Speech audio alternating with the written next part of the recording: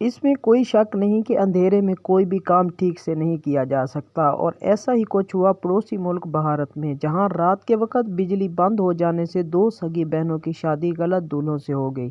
جی ہاں، بھارتی ریاست مدھیہ پردیش میں اس وقت فلمی سین ہو گیا جب دو سگی بہنیں دو مختلف خاندان سے تعلق رکھنے والے دولہوں سے شادی کے لیے 7 پھیرے لے رہی تھیں۔ بھارتی اخبار انڈیا ٹوڈے کے مطابق مدھیہ پردیش کے ایک گاؤں میں دو سگی بہنوں کی شادی کی رسومات کے دوران اچانک بجلی بند ہو گئی، جس کے باعث دونوں بہنوں کی غلط دولہوں کے ہمراہ شادی ہو گئی۔ رپورٹ کے مطابق دونوں بہنوں نے گاؤں کی شادی کی رسومات کے تحت چہرہ ڈھانپ رکھا تھا اور دونوں نے ایک جیسا ہی لباس پہن رکھا تھا، جس وجہ سے دونوں کو واضح انداز میں پہچاننا مشکل تھا۔